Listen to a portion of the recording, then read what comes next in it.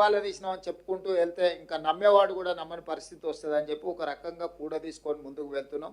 ఈ 2 సంవత్సరాలు మీకు కొంత ఇబ్బంది అయినా, గతంలో రావాల్సిన బకాయిలు రాకపోయినా అవి డిఏ రూపంలో కావచ్చు, రిటైర్మెంట్ బెనిఫిట్స్ కావచ్చు, లేకపోతే మీరు దాచిపెట్టుకున్న మీ సొంతం మీ జీతంలో మీరు కటింగ్స్ ద్వారా దాచిపెట్టుకునే కూడా మీరు అడిగితే సమయానికి రాకపోవడం, ఎన్నో సమస్యలు. కొంతమంది రిటైర్మెంట్ ఉద్యోగస్తులకు ఆరోగ్య సమస్యలు వచ్చి వైద్యం చేయించుకుందాం అనుకున్నా కూడా సరైన సమయంలో రాని పరిస్థితిలో 2 సంవత్సరాలు ఈ ప్రభుత్వంలో ఉండే సమస్యల్ని మన అందరం కూడా కలిసికట్టుగా ఎదుర్కొని ఈరోజు ఈ ప్రభుత్వాన్ని నడిపించడం ద్వారా సమాజంలో తెలంగాణ ప్రభుత్వానికి గౌరవం నిలబడ్డది. దానికి ప్రధానమైన కారణం ప్రభుత్వ ఉద్యోగస్తులే. మేమందరం కలిస్తే ఎంతమంది? 119 మంది ఎమ్మెల్యేలు, 17 మంది ఎంపీలు, 40 మంది ఎమ్మెల్సీలు. ఇంతే కదా మేము అందరం కలిసి ఉద్యోగస్తులము. ఎంత అయినరు? 200 కూడా కాలే. కానీ రాష్ట్రాన్ని నడిపేది 10.5 లక్షల మంది ప్రభుత్వ ఉద్యోగస్తులు. మేము 200 మంది లోపలనే ఉండే మేమే ఈ ప్రభుత్వాన్ని నడపలేము. ఈ ప్రభుత్వం సాధించిన విజయాలకు మేము 200 మంది అని ఎవరైనా అనుకుంటే అది వాళ్ళ భ్రమనే. అది నిజం కాదు, అర్ధసత్యం మాత్రమే. మేము ఇక్కడ కూర్చొని నిర్ణయాలు చేయొచ్చు. ఒక రకంగా చెప్పాలంటే 15 మంది మంత్రులే మారిండ్రు. మిగతా శాసనసభ్యులు అవతలలో యువతలలో, మిగతా ఎమ్మెల్సీలు అవతలలో యువతలలో, మిగతా ఎంపీలు అవతలలో యువతలలో వాళ్ళే ఉన్నారు. మారిందల్లా ముఖ్యమంత్రి 15 మంది మంత్రులు తప్ప మిగతా వాళ్ళందరూ దాదాపుగా అటుగనో ఇటుగనో 200లలో 100 మంది పాతోలే కొనసాగుతున్నారు. మమ్మల్ని వదిలేస్తే 10 లక్షలు గతంలో ఉన్న ప్రభుత్వ ఉద్యోగస్తులు మీరే. ఆనాడు వాళ్ళు చేసిన తప్పు నిర్ణయాలను కూడా మీ మీద ఒత్తిడి పెట్టి అమలు చేయించారు. ఈరోజు మేము చేసే సక్రమమైన నిర్ణయాలను కూడా మీరు అమలు చేస్తున్నారు. కాబట్టి ఈరోజు ఉపాధి హామీ పథకం నుంచి మొదలు పెడితే షాది ముబారక్ కావచ్చు, కళ్యాణ లక్ష్మి కావచ్చు, సన్న బియ్యం కావచ్చు, 200 యూనిట్లు ఉచిత కరెంటు కావచ్చు, రైతు బీమా కావచ్చు, లేకపోతే ఈరోజు ఇందిరమ్మ ఇండ్లు కావచ్చు. మా ప్రభుత్వం గొప్పగా చెప్పుకునే సన్న బియ్యం పథకము, ఇందిరమ్మ ఇండ్లు, ఈరోజు రేషన్ కార్డులు, ఈరోజు లక్షలాది రేషన్ కార్డుల విషయంలో కావచ్చు, 200 యూనిట్ల విద్యుత్తు కావచ్చు గృహాలకు ఇచ్చేవి, ఇట్లా చాలా పథకాలు ఇవన్నీ కూడా అమలు చేస్తున్నది. ఇవి పేదలకు చేరుస్తున్నది మీరే మా సారథులు, మా వారధులు. మీ సమస్యల్ని పరిష్కరించకుండా మా ప్రభుత్వం ఉండదు. మీరు ఏ కార్యక్రమం పెట్టుకున్నా నేను మీ దగ్గరికి ప్రత్యక్షంగా ఎందుకు వస్తున్నా అంటే, కొన్ని నేను చేయగలగవచ్చు, కొన్ని చేయలేకపోవచ్చు. కానీ మిమ్మల్ని కలవడం ద్వారా మీకు ఒక విశ్వాసం ఉంటుంది. మీరు ఇంతకుముందు మా సోదరుడనో మా అన్నానో మీ కుటుంబ సభ్యుడిగా నన్ను గౌరవిస్తున్నారంటే నా మీద ఎంత విశ్వాసం ఉంటే, మీరు అన్న అంటే కుటుంబంలో అన్ని బాధ్యతలు నెరవేర్చేవాడు. యుక్త వయసులో సంసారాన్ని నడపాల్సిన తండ్రిని కోల్పోతే కుటుంబాన్ని నడిపేది కుటుంబంలో పెద్దన్నని. ఈరోజు మన ప్రభుత్వానికి పెద్ద దిక్కు ఉండాల్సిన ఆయన ఈ ప్రభుత్వానికి పెద్ద దిక్కు లేనంత పరిస్థితి కల్పించేసి హాయిగా పోయి హ్యాపీగా ఫామ్ హౌస్లో ఉన్నాడు. ఇక సోదరుడిగా నేను మీ దగ్గరకు వచ్చిన ఈ సమస్యల్ని, ఈ అప్పులను, వీటన్నిటిని కూడా బాధ్యతాయుతంగా నెరవేర్చడానికి నిరంతరం పనిచేస్తున్నాను.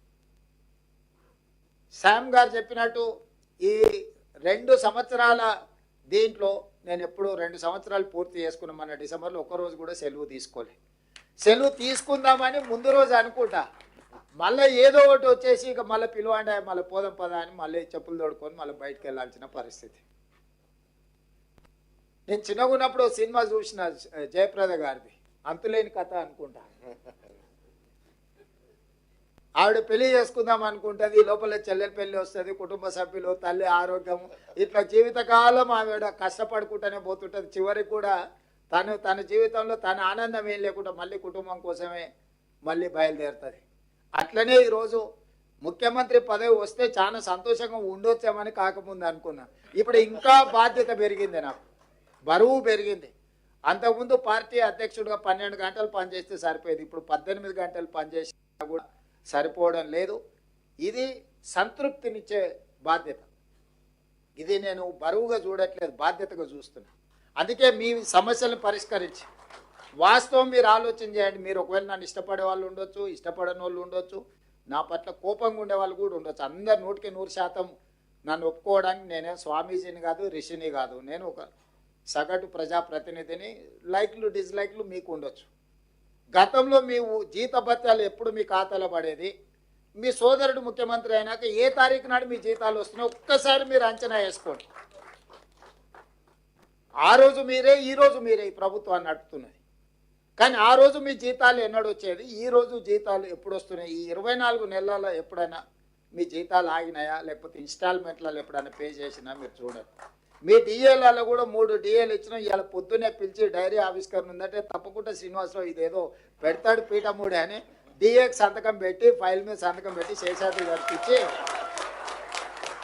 కనీసం పోతే ఏదన్నా సంతోషకరమైన వార్త ఒక్కటనే చెప్పాలి కదా నేను వాళ్లకు అని పొద్దున్నే సిఎస్ గారిని సీఎం పేషీలని అధికారులను పిలిచి మాట్లాడి మీ డిఏకు సంతకం పెట్టి వచ్చింది. మీకు డైరీ ఆవిష్కరణే అనుకోవచ్చు మీరు, కానీ నాకు ఏదో ఒక్కటైనా కనీసం మీ దగ్గరకు వచ్చేటప్పుడు, ఇప్పుడు మనం కుటుంబ సభ్యులు పట్నం పోయో లేకపోతే విదేశాలు పోయో వాపసు వచ్చేటప్పుడు మనం ఎంత శ్రీమంతులు అయినా మాకేమైనా తెచ్చిండా లేదా అని చూస్తుంటాం. మీరు కూడా ఎప్పుడైనా క్యాంప్ పని మీద పోతే మీ పిల్లలు ఇంట్లో ఉంటే, మీ పిల్లలు చిన్నోళ్ళు ఉన్నా లేకపోతే మీ మన్మన్లో మన్వరాళ్ళు చిన్నోళ్ళు ఉంటే వాళ్ళకి ఏమైనా ఉండని మీరు చివరికి చాక్లెట్ అన్నది తెచ్చిందా లేదా అని వాళ్ళు చూస్తారు. అవునా? అట్లనే మీ జీతభత్యాలు ఎన్నైనా రాని, మా అన్న వస్తున్నాడు, మా ముఖ్యమంత్రి వస్తున్నాడు అంటే ఏమన్నోటి తెస్తాడు కదా అని మీరు అనుకుంటారు కదా. అందుకే మీ డిఏకి ఇప్పుడే సంతకం పెట్టి ఇక్కడికి వచ్చిన మీ ఆరోగ్య భద్రతకు సంబంధించి కూడా పూర్తి స్థాయిలో చర్చ చేస్తున్నాం. మీ ప్రమాద బీమా ప్రతి ప్రభుత్వ ఉద్యోగికి 1,02,00,000 రూపాయలు, అంటే దాదాపు 1 కోటి రూపాయలు మీకు ప్రమాద బీమా కవర్ చేయడానికి ఈరోజు ఆల్రెడీ సింగరేణి ఏ కార్మికుడికి అనుకోని ప్రమాదం జరగొద్దు అనేదే నా ఆకాంక్ష. కానీ అనుకోని సంఘటన ఏదైనా జరిగి ప్రమాదం జరిగి ప్రాణాలు కోల్పోతే ఆ కుటుంబం శాశ్వతంగా పెద్ద దిక్కును కోల్పోయినట్టే. అందుకే సింగరేణిలో 1 కోటి రూపాయలు, ఎవరు చనిపోయినా 1 కోటి రూపాయలు ఇచ్చే స్కీమ్ తీసుకొచ్చిన. ఈరోజు ప్రభుత్వానికి పనిచేసే ప్రతి ఉద్యోగికి 1 కోటి రూపాయలు ప్రమాద బీమా వచ్చే విధంగా మా ఆర్థిక మంత్రి గారు చెప్పిన తొందరలోనే అధికారికంగా మీకు ఆ వార్త కూడా నేను అందించడం జరుగుద్ది. అదేవిధంగా చాలా ఇష్యూస్ మీరు నా దృష్టికి తీసుకొచ్చిండ్రు. నిరంతరం మీతో చర్చలు చేస్తూనే ఉన్నాం. గతంలో నెలకు 200 కూడా ఇచ్చేది కాదు, 100-150 ఇస్తే కూడా చాలా ఎక్కువ ఉండే మీ బెనిఫిట్స్. వాటిని మీతో చర్చలు చేసి అటు అటు అన్నిటిని తగ్గించుకుంటా దాన్ని పొదుపు సంఘం సభ్యుడిలాగా మారి మీకు దాదాపుగా 750 కోట్లు, 700, 800 మొన్న కొంత ఎక్కువ కూడా ఇచ్చినాం. ఏ మాత్రం నాకు వెసులుబాటు దొరికినా మీ రిటైర్మెంట్ బెనిఫిట్స్ మీ హక్కు, ఇది ఎవరి దయాదాక్షిణ్యం కాదు, నాకు తెలుసు. మీ బెనిఫిట్స్ అనేటివి మీరు కష్టపడి జమ చేసుకుని ప్రభుత్వం మీద విశ్వాసం నమ్మకం ఉండి మీరు జమ చేసుకున్నాయి. కాపలాదారుగా ఉండాల్సిన వాడు అవి లేవు అని అనడం సమంజసం కాదు. కాకపోతే నాకు 11-12 వేలు పేరుకపోవడం, ఇప్పుడు ఎవ్రీ మంత్ మీ రిటైర్మెంట్ బెనిఫిట్స్ దాదాపుగా 600-700 కోట్లు, 1000 కోట్ల రూపాయలు ప్రతి నెల మీరు రిటైర్మెంట్ ఏజ్ పెంచడం వల్ల 58 నుంచి 61 పెంచడం వల్ల ఈరోజు ప్రతి నెల దాదాపుగా నాకు తెలిసి 1000 మంది రిటైర్ అవుతున్నారు, చిన్నోళ్ళు కానీ పెద్దోళ్ళు కానీ. ఒక ప్రభుత్వ ఉద్యోగి అటెండర్ నుంచి మీ గ్రూప్ 1 ఆఫీసర్ వరకు ఎవరన్నా రిటైర్ కానీ యావరేజ్గా నాకు 1 కోటి రూపాయల భారం. మినిమం 50 లక్షలు, ఎవరైనా సీనియర్ ఆఫీసర్ అయితే 1,20,00,000, 1,30,00,000 రిటైర్మెంట్ బెనిఫిట్స్ ఇవ్వాల్సి వస్తుంది. ఒక ప్రభుత్వ ఉద్యోగి చేరుతున్నప్పుడు జీతభత్యాల భారానికంటే ఒక ప్రభుత్వ ఉద్యోగి పదవీ విరమణ చేస్తున్నాడు అంటే ఆర్థికంగా భారం ఉన్నది. వాటి అన్నిటిని కూడా లెక్క పెట్టుకొని మీ సమస్యలు పరిష్కరించడానికి ఈ 31 మార్చి వరకు ఫైనాన్షియల్ ఇయర్లో పెద్ద ఎదుగు పొదుగు లేదు. ఎందుకంటే లెక్కలు ఎవ్రీ మంత్ మీరు కూడా చూస్తున్నారు. వచ్చే ఫైనాన్షియల్ ఇయర్ నుంచి ఇంకా కొంత పెంచి మీ బెనిఫిట్స్ ఇచ్చి మీ సమస్యలు పరిష్కరించి మీరు కూడా పెద్ద మనసు చేసుకోండి. ఇది ఒక బాధ్యత.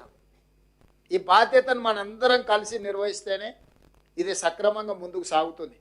ఎప్పుడైతే మీరు వేరు నేను వేరని మీ మనసులో భావన వస్తుందో ప్రజలకు మనము మెరుగైన సేవలను అందించలేమో, మన మధ్య నమ్మకం విశ్వాసం కోల్పోయినప్పుడు పరిపాలన సక్రమంగా అందించలేము.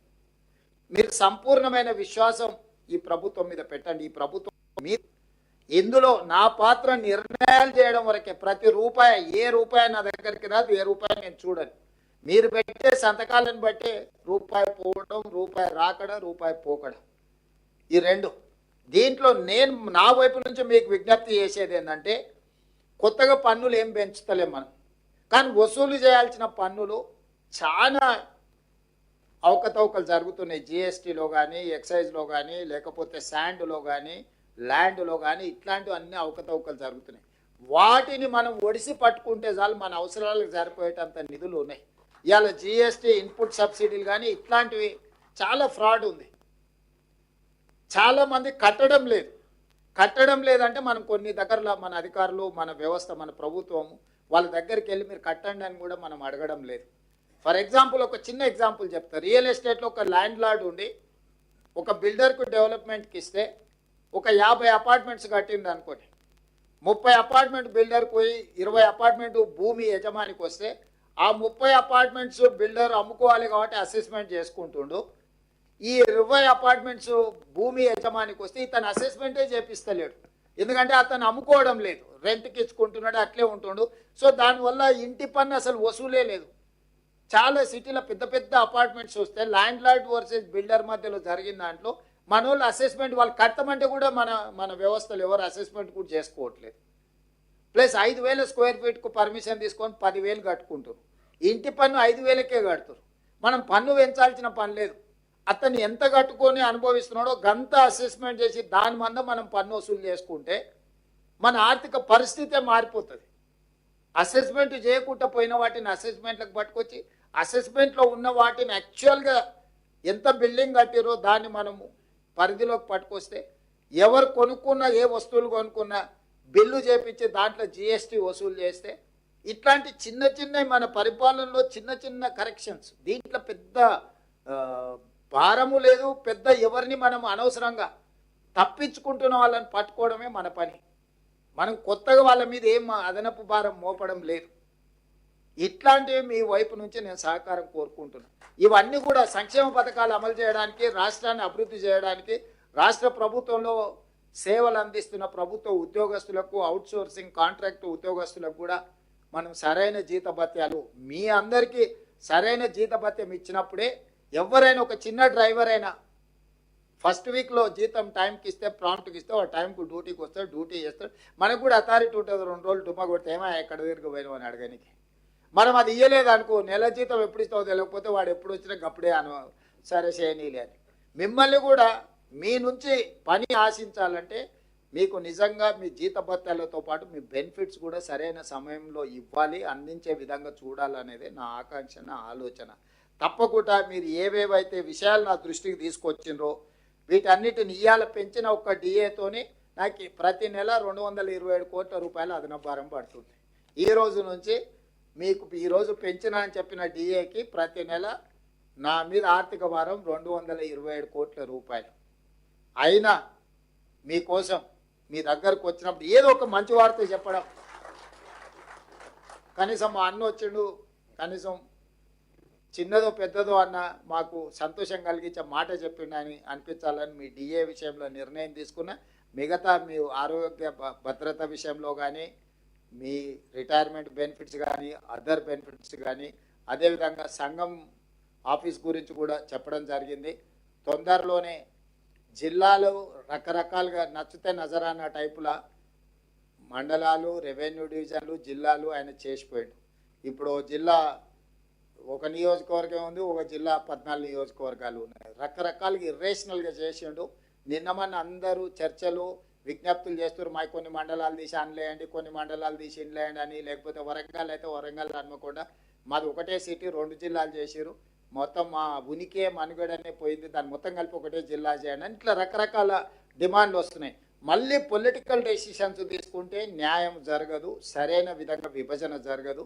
తొందరలోనే ఒక రిటైర్డ్ హైకోర్టు ఆర్ సుప్రీంకోర్టు జడ్జితో పాటు ఆఫీసర్స్ను, రెవెన్యూ, ఈ ఇతర శాఖలలో పనిచేసిన అధికారులతో మనం ఒక కమిటీ వేసుకుందాం. నియోజకవర్గాల పునర్విభజనకు, అంటే నియోజకవర్గాల పునర్విభజన ఎట్లయితే గతంలో చేసినప్పుడు ఒక కమిషన్ వేసి, ఆ కమిషన్ ద్వారా పబ్లిక్ హియరింగ్ చేసి, వివిధ ప్రాంతాల పర్యటన చేసి ఎట్లయితే సమాచారాన్ని సేకరించి చేసిండ్రో, ఈరోజు మండలాలు కానీ, రెవెన్యూ డివిజన్లు కానీ, జిల్లాలు కానీ వీటిని తగ్గించడం అనను, పెంచడం అనను, వీటిని రేషనలైజ్ చేయడం, అంటే వీటిని ఏ రకంగా చేయాలా, జిల్లాల మండలంలో ఎంత జనాభా ఉండాలి, రెవెన్యూ డివిజన్లో ఎంత జనాభా ఉండాలి, జిల్లాలో ఎంత జనాభా ఉండాలి అనేది ఒక ప్రాతిపదిక చేసుకోవాలి.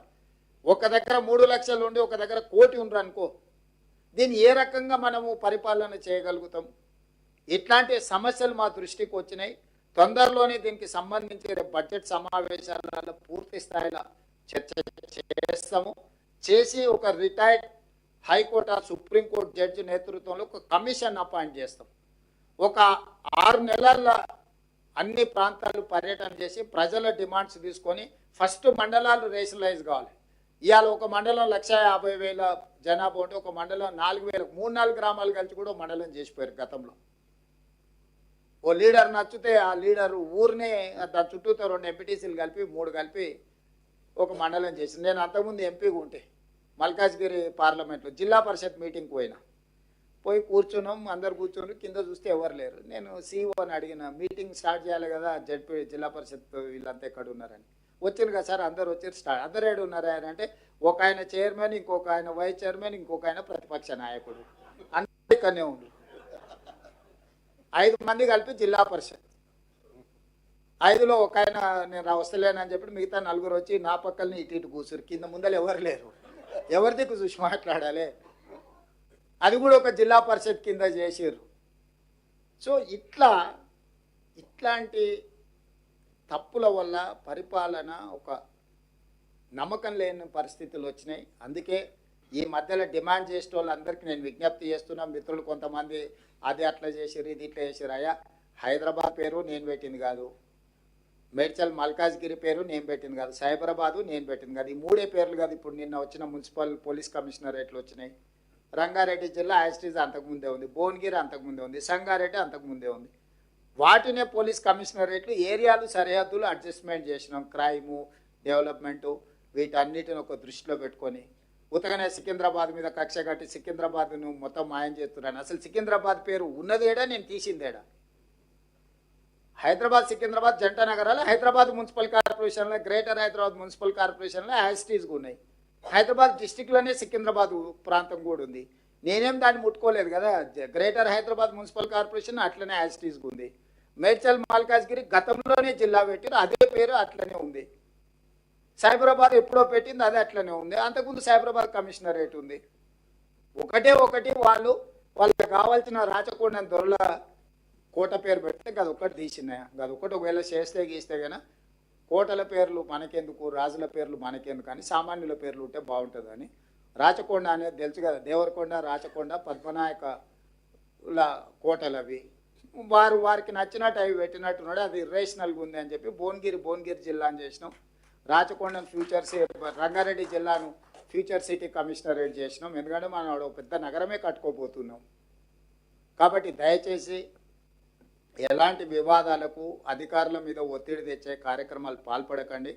రేపు పొద్దుగాల మండలాలు, రెవెన్యూ డివిజన్లు, జిల్లాలు పునర్వ్యవస్థీకరించడానికి ఒక జ్యుడిషియల్ కమిషన్ లాగా వేసి అందులో నిపుణులందరినీ పెట్టి అన్ని ప్రాంతాలు పర్యటన చేసి అందరి ప్రజల అభిప్రాయం తీసుకొని మండలాలలో 10% ± జనాభా ఒకే రకంగా ఉండేటట్టు, రెవెన్యూ డివిజన్లలో కూడా సమానమైన మండలాలు ఉండే విధంగా, జిల్లాలలో కూడా పాపులేషన్ 10% ± పెట్టుకొని ఒక ట్రాన్స్పరెంట్ గవర్నెన్స్ అందించడానికి ఒక పూర్తి స్థాయిలో కార్యాచరణ తీసుకొని దానికి సంబంధించి కూడా ఎవరికి తెలియకుండా సీక్రెట్గా మనం ఇంట్లో కూర్చొని చేసేది లేదు. పూర్తి స్థాయిలో అసెంబ్లీలో డిబేట్ చేసి అందరు సూచనలు తీసుకున్నాకనే గైడ్లైన్స్ ప్రిపేర్ చేసి అపాయింట్ చేస్తాము.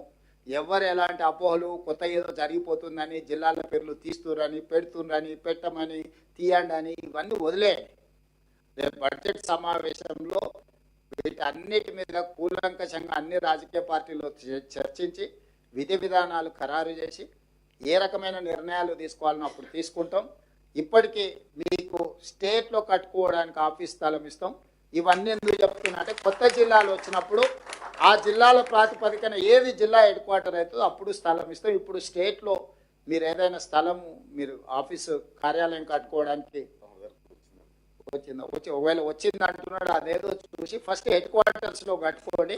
అక్కడ కూర్చొని మీరు కూడా సచివాలయం కట్టుకొని ఇక్కడ నుంచి కింది పరిపాలన అందించండి. సచివాలయం లేకపోతే పరిపాలన చేయలేము. గతంలో సచివాలయం కూడా ఉండేది కాదు. కట్టంగానే నేను వచ్చిన, అందుకే పరిపాలన జరుగుతుంది. మీరు కూడా మీ గెస్టెడ్ ఆఫీసర్స్ కోసం ఒక సచివాలయాన్ని కట్టుకోండి. దానికి సంబంధించిన స్థలాన్ని నేను ఇస్తా. అవసరమైతే మీరు ఎంత జమ చేసుకుంటే మీరు రూపాయి ఇస్తే నేను రూపాయి ఇస్తాను మీరు కట్టుకోవడానికి. మీరు లక్షిస్తే నేను లక్షిస్తాను. మీరు కోటి మీరు జమ చేసుకుంటే నేను కూడా కోటి ఇస్తాను. మీరు ఎంత జమ చేసుకొని అన్న మా దగ్గరకు ఇది ఉన్నది ఇంత అంటే అంత మ్యాచింగ్ గ్రాంట్ ఇస్తా. 50-50. మీరు ఒక 50% పెట్టుకొని నేను ఒక 50% ఇస్తా. ఒక మంచి వివిధ రాష్ట్రాల నుంచి కూడా గెస్టెడ్ ఆఫీసర్స్ అసోసియేషన్ వస్తే మీ దగ్గర చూసారే, Telangana gazetted officers association office చాలా బాగుంది. చాలా సమాచారం అంతా ఇక్కడ అందుబాటులో ఉంది అనే విధంగా మీరు కట్టుకోండి. నా వైపు నుంచి ఎప్పుడు మీకు సంపూర్ణమైన సహకారం ఉంటుంది. మీరందరూ కూడా ఈ ప్రభుత్వం మీద అనుకొని నడపండి. ఇది నాది కాదు, మనందరి ప్రభుత్వం ఇది. ప్రజలకు మనం సేవ చేయాల్సిన అవకాశం దొరికింది. ఇన్ని కోట్ల మంది ఉన్నారు. 5 లక్షలే ప్రభుత్వ ఉద్యోగులు. దాదాపు 4 కోట్ల మంది నుంచి 5 లక్షలే మీరు సెలెక్ట్ అయినారంటే ఇది ఒక గొప్ప అవకాశం. 4 కోట్ల మందిలో మేము 200 మందిలో మేము ఉన్నామంటే ఇంకా గొప్ప అవకాశం. ఇది ప్రజలు ఇచ్చిన అవకాశం. మనం సద్వినియోగం చేసుకుందాం, మన సమస్యలు పరిష్కరించుకుందాం, ఒక మంచి పరిపాలనకు మనం ఆదర్శంగా నిలబడదాం. ప్రభుత్వం ఎప్పుడూ మీకు సహకారాన్ని అందిస్తుంది. మీరు లేవనెత్తిన విషయాలు శ్రీనివాస్ గారు, మీ అసోసియేషన్ వాళ్ళందరూ చాలా ఇచ్చిండ్రు, అన్నీ ఇక్కడ ఉన్నాయి. వీటన్నిటినీ మా చీఫ్ సెక్రటరీ గారికి ఇచ్చి ఎగ్జామిన్ చేసి మళ్ళీ ఒకసారి మీ అసోసియేషన్ చీఫ్ సెక్రటరీ గారితో మీటింగ్ ఏర్పాటు చేసి దీనికి పరిష్కారం కావాల్సిన అన్ని ఆదేశాలు కింద అధికారులకు ఇచ్చి మీ సమస్యలు పరిష్కరిస్తానని తెలియజేస్తూ మీ అందరి దగ్గర సెలవు తీసుకుంటున్నాను.